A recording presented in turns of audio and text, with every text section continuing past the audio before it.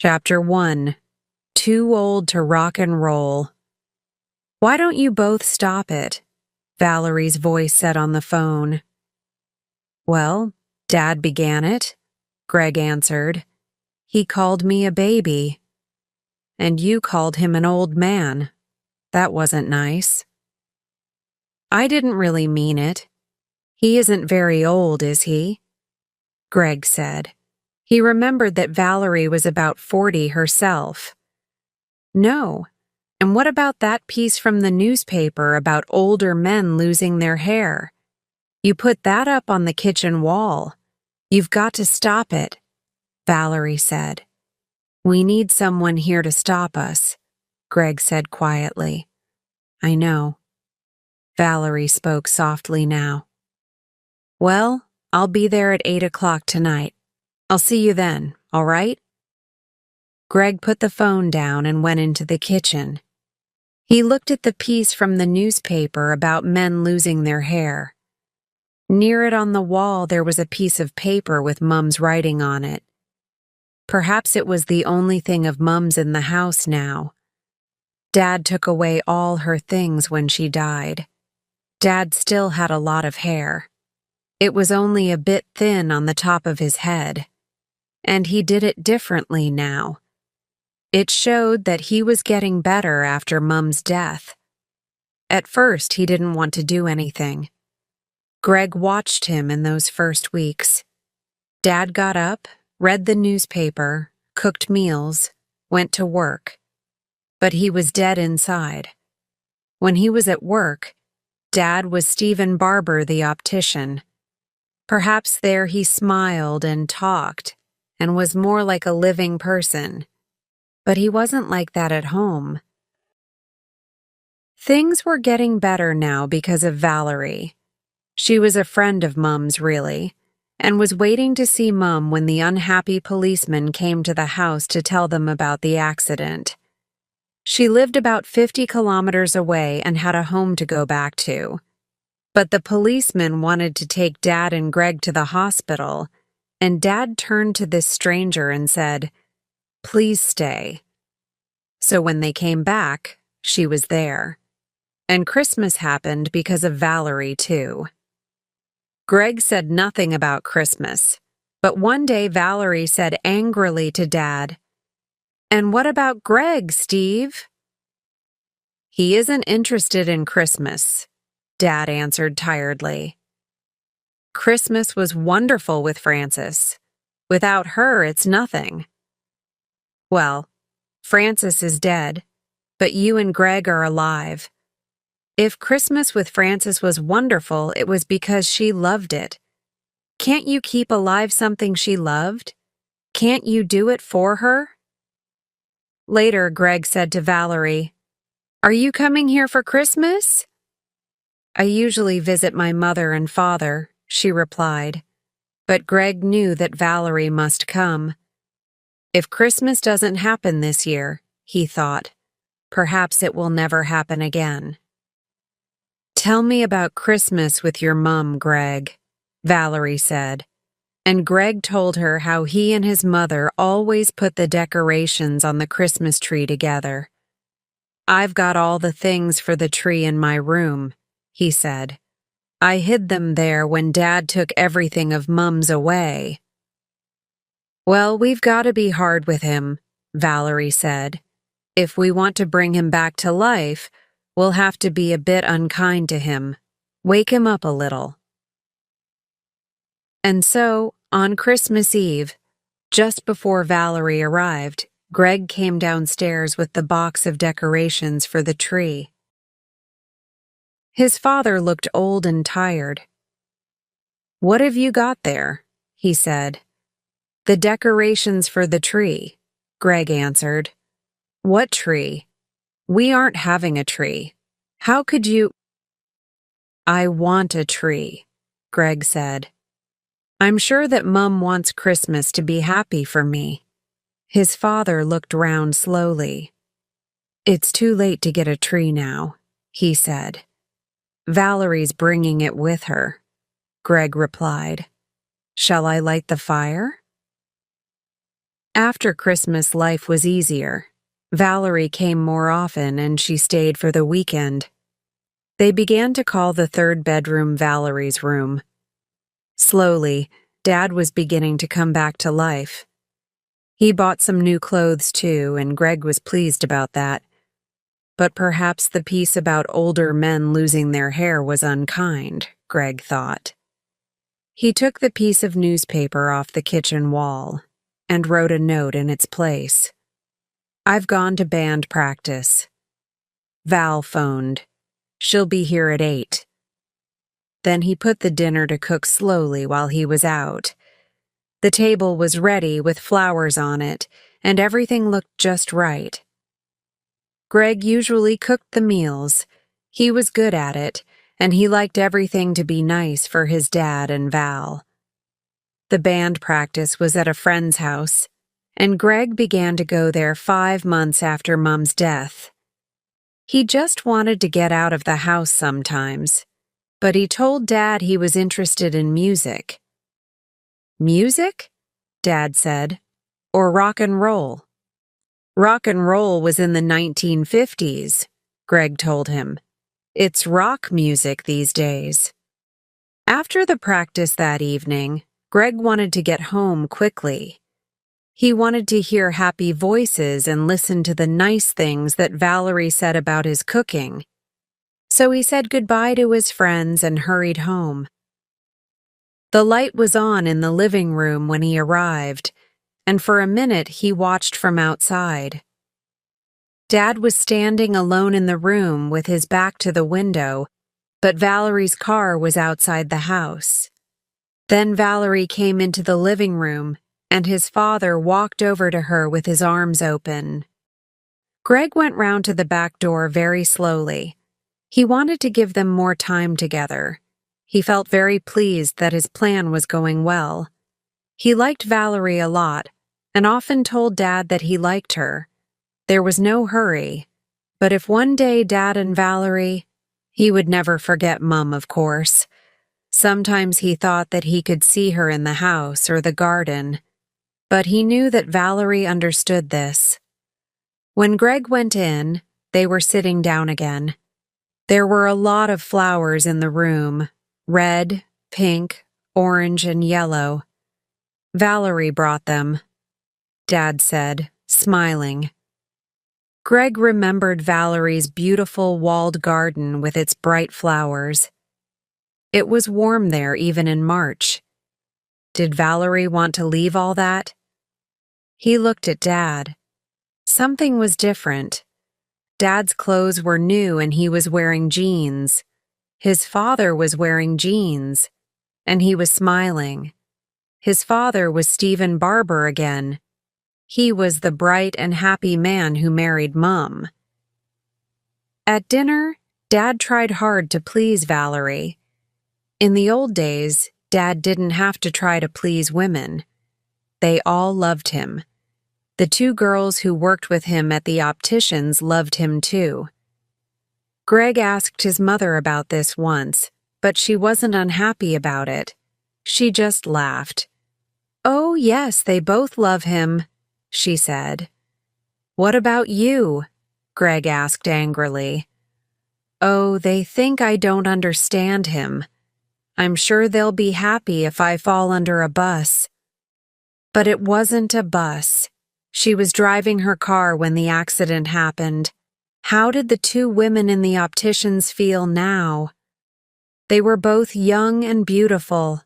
Valerie wasn't young or beautiful, but she was right, just right. When he went up to bed that night, Greg left his door open and he could hear Dad and Valerie downstairs. They were talking and laughing together for hours. It was very late when they came to bed. So Dad was alive again. The next week, he bought more clothes for himself and for Greg. His new clothes were much more fashionable than his old ones. And at the weekend, he and Valerie went out on Saturday and Sunday. Greg watched from his bedroom window. When they were getting into the car, Dad ran to open the door for Valerie. He no longer looked like a tired old man, Greg thought. In his new clothes, he looked slim and young. On Wednesday, Dad came home early and said he was going to a party. "It's Yvonne at the shop," he said. "She's going to get married." "A party?" Greg said. "You won't like the music or the dancing. Yvonne's much younger than you, and you don't like my music. Is Valerie going?" "Valerie? Of course not. I'm sure she's got better things to do." Greg thought back to the old days. Dad and Mum often went to quiet dinner parties with friends, but never to a party with dancing, with people who were 20 years younger. Greg didn't like it. It was after midnight when Dad came home. Valerie came as usual on Friday. Greg cooked the dinner and then he went into the kitchen to get some drinks ready for them. But when Valerie arrived, Dad didn't hurry down to open the door as usual, and Greg had to go himself. He took Valerie's bags from her, and they went into the front room. Just then, Greg heard Dad put the phone down in the bedroom upstairs. After a while, Dad came downstairs and went into the front room. Greg gave him some time alone with Valerie before he took the drinks in. But when he went in, they were just sitting and talking. "I was just saying that I won't be here tomorrow," Dad said. "Well, not until the evening. I have to go to the shop.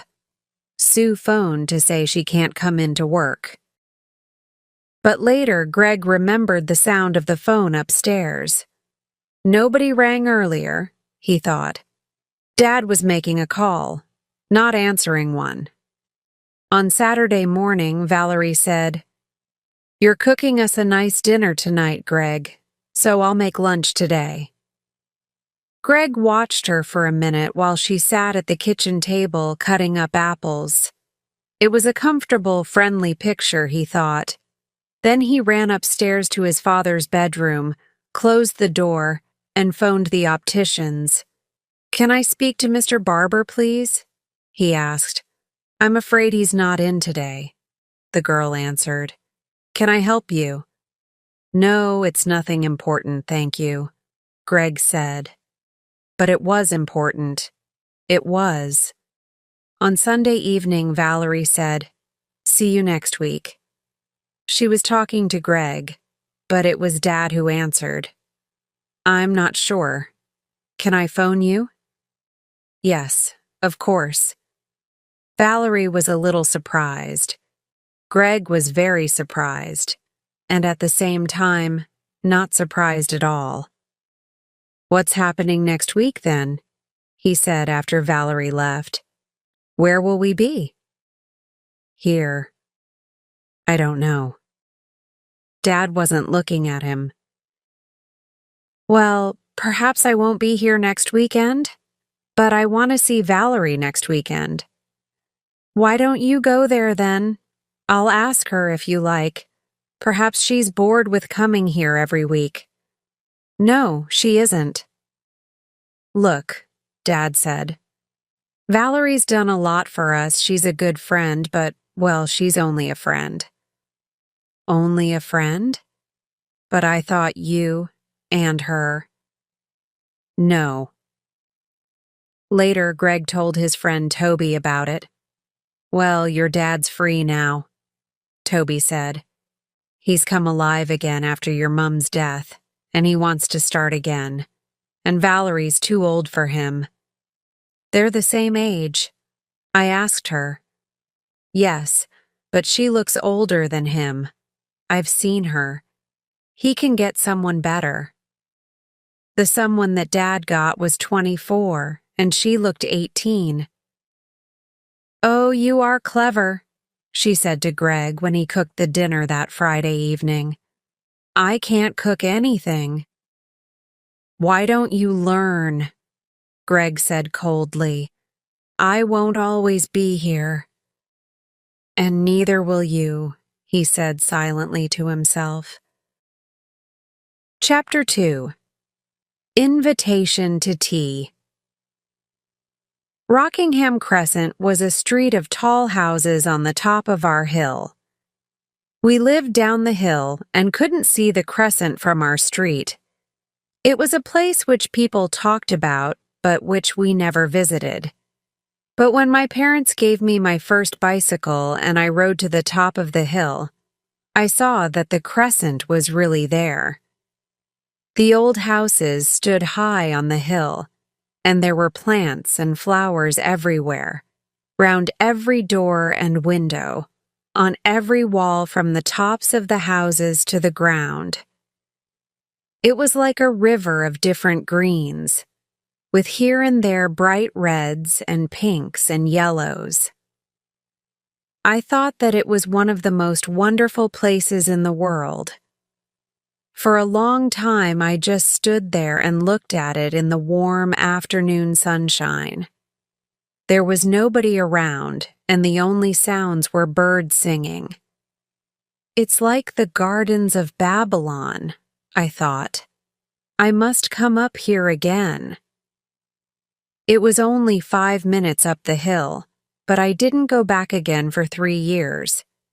Patricia Coleman and I began our senior school at the same time, but we were in different classes, so I didn't really get to know her. But in our 3rd year, we were in the same French class. We began to talk sometimes and then to walk home together. Pat always turned into another street, but one evening, when we got to the corner, Pat said, "Have you got to be home early? Or would you like to come home with me?" "Well, I've got to be early tonight," I replied. I looked at the street which she usually turned into. The houses were the same as the houses in my street.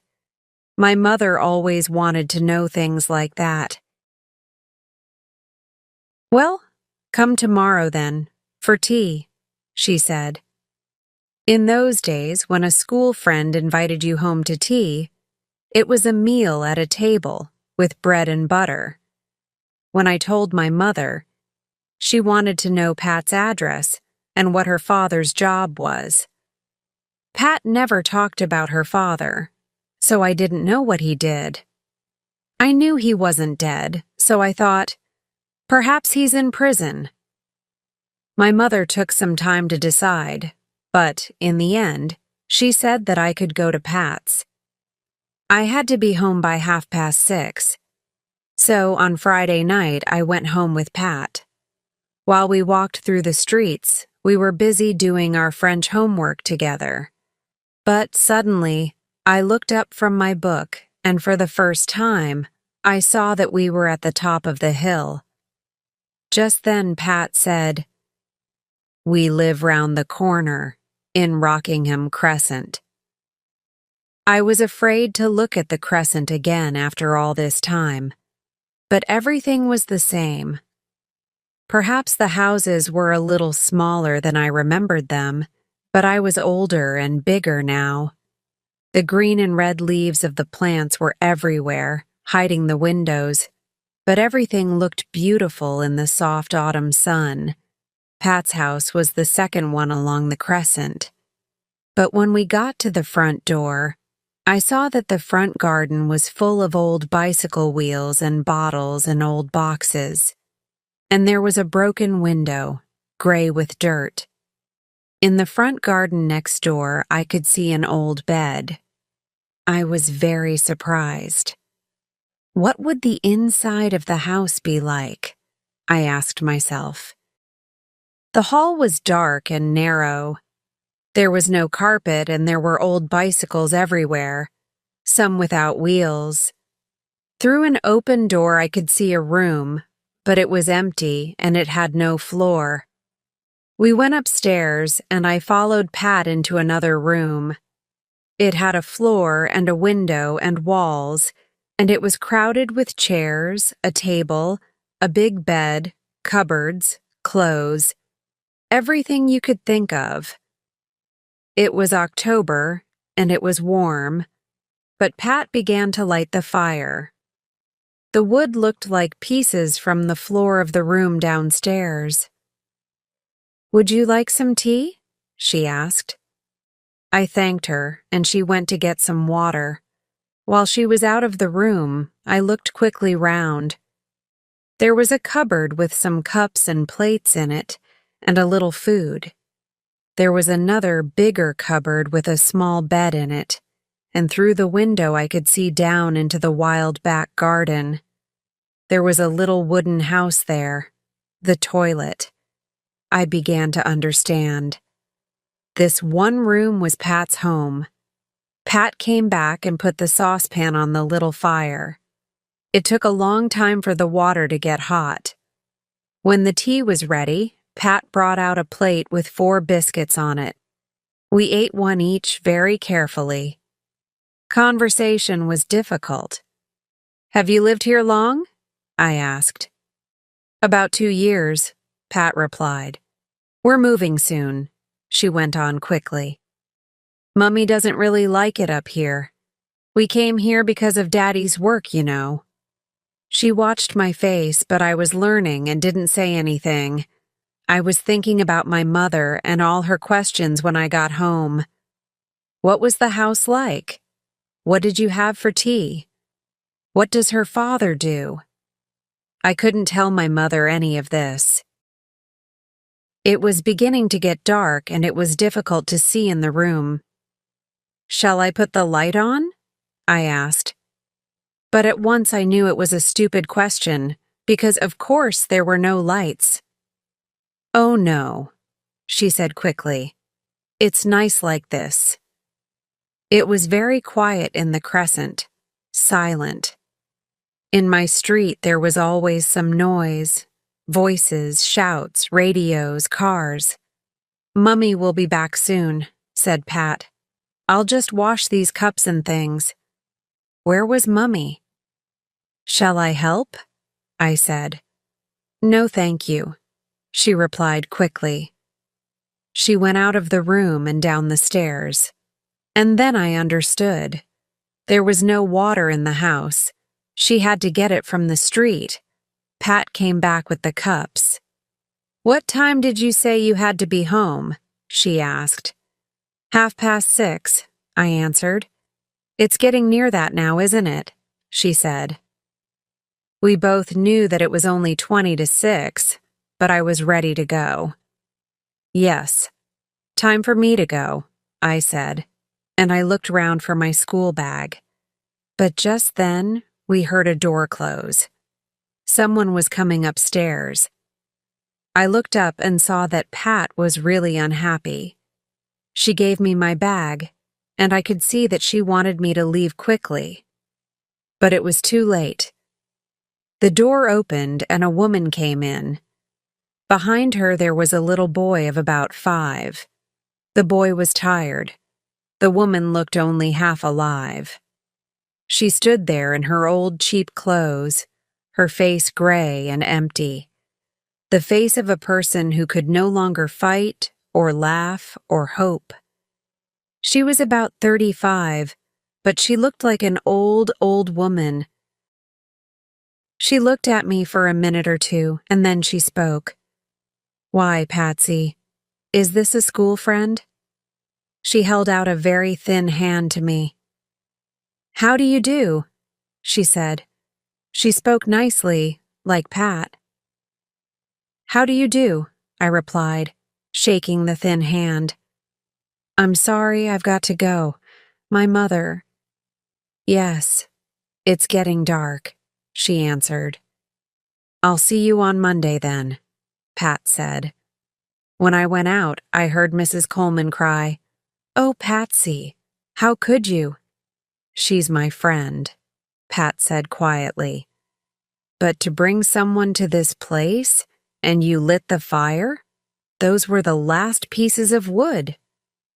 I wanted to get away as quickly as I could, but when I was out of the house I walked along the crescent, and I could see now that no one lived there. All the houses were dirty, dead, and empty. From down the hill I looked back up. and suddenly the crescent looked like the gardens of Babylon again, as beautiful as on that warm summer's afternoon 3 years ago. "You're early," my mother said. "Yes, I've got a lot of homework," I replied. "Did you have a nice time?" "Oh, yes. Wonderful. Is it a nice house?" "Lovely. At the top of the hill. I came back along Rockingham Crescent. Does no one live there now?" "No, not for about 2 years. It's a terrible place. They'll pull it all down one of these days, but they were lovely houses once." I never went there again, and Pat and I were not very friendly after that. I tried to be friendly still, but Pat wasn't really interested. "They moved," I said, when my mother asked me why I didn't go again. But it was some years before I really understood why Pat Coleman asked me to her home that day. She wanted to be like other people just for once, so she asked a friend home for tea. Chapter 3. Party wall. There will be 4 of them. Daniel decides this immediately. 2 girls, 2 men. Last year there were 3 men. They were very quiet and worked hard at their books. He didn't see them very often because of the high wall between the gardens behind the houses. Daniel's garden is very small, but it's full of flowers. The garden of the next house isn't like that, and the first words that Daniel hears this September afternoon are, "What a terrible place." It's a girl's voice, high and sweet. "Oh, it's all right, Jenny," a man replies. Now the detective work begins. It is important to listen carefully.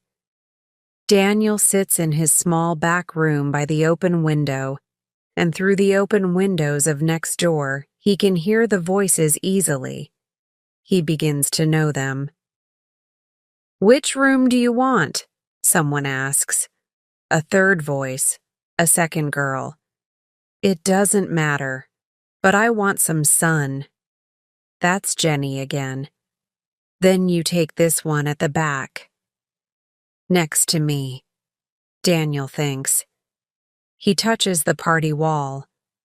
On the other side of it is the back bedroom of the house next door. The window opens beside him. She's getting the sun already.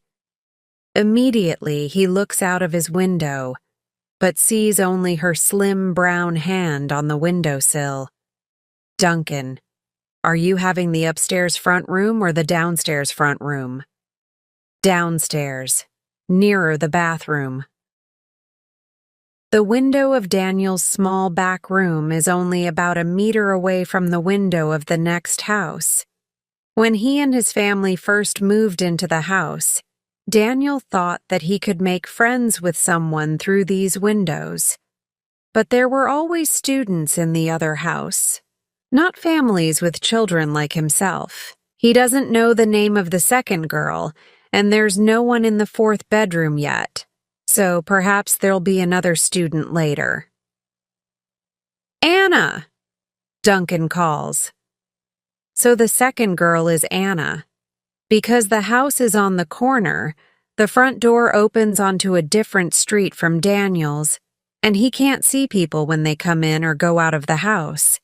But the next morning, he hears Jenny call from somewhere inside. "What time's Russell going to get here?" "His plane arrives at 9, Anna answers.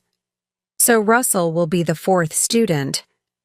The quick way to school does not go past the house next door, but Daniel prefers to go the long way. He wants to walk past their front door. He comes back that way too. No one goes in, no one comes out. But Jenny's window is open. Daniel goes upstairs. The house is silent.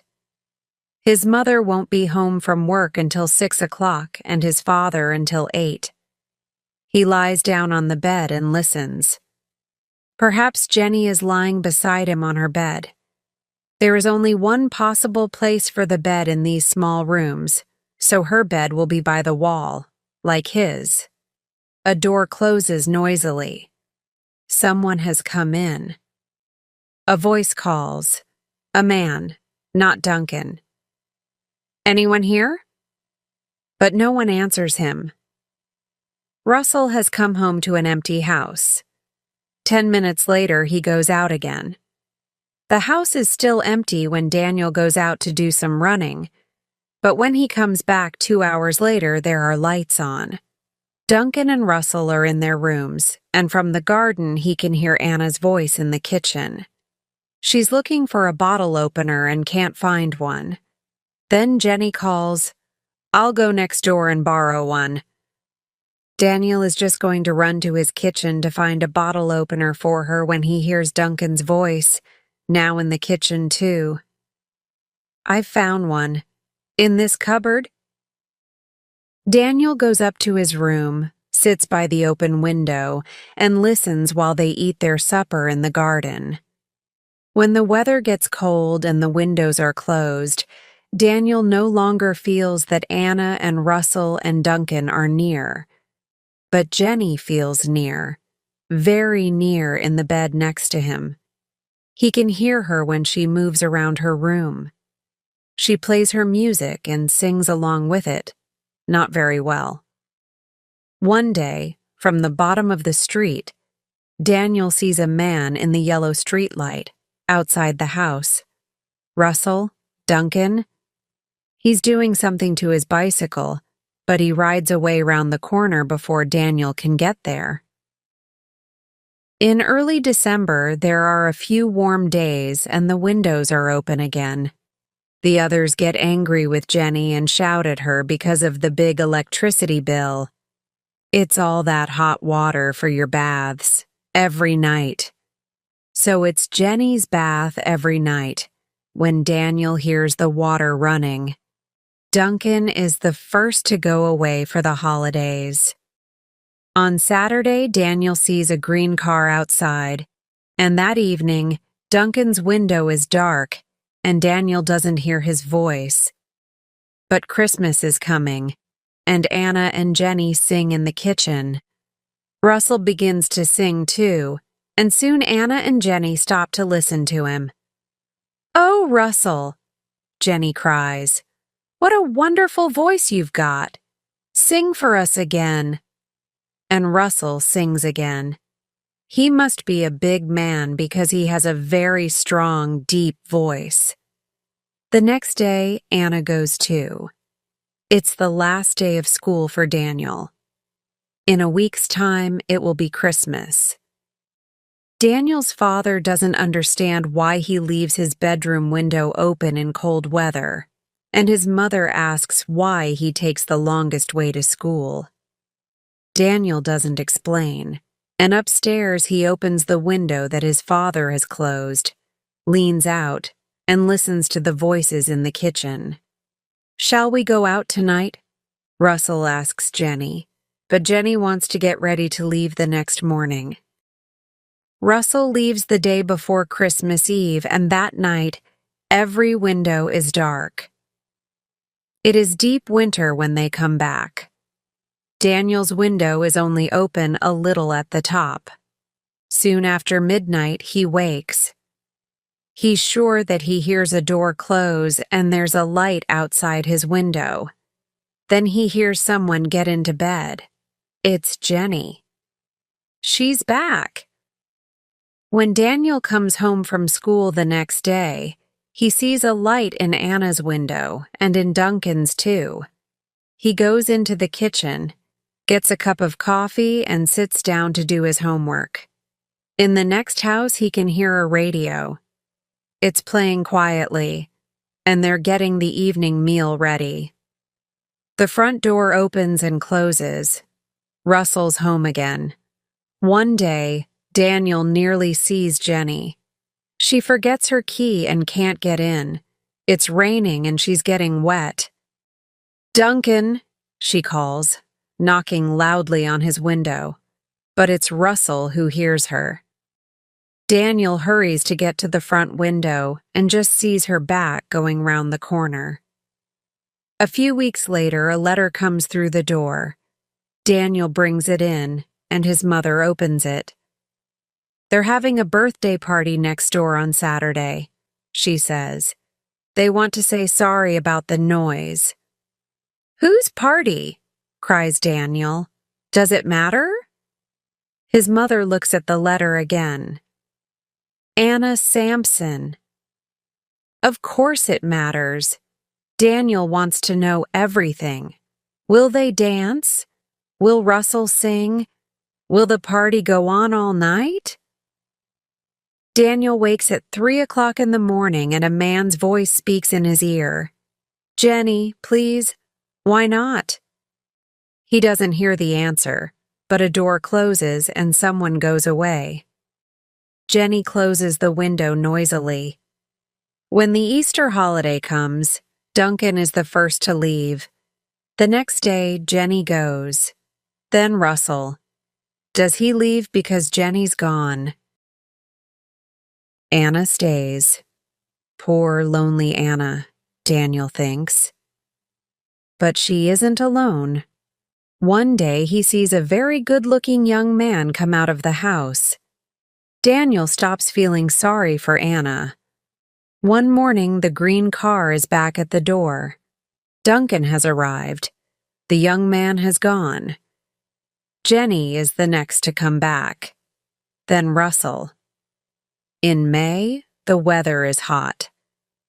One evening, Jenny comes up to her room early. Daniel leans out a little and sees her arm lying along the open windowsill.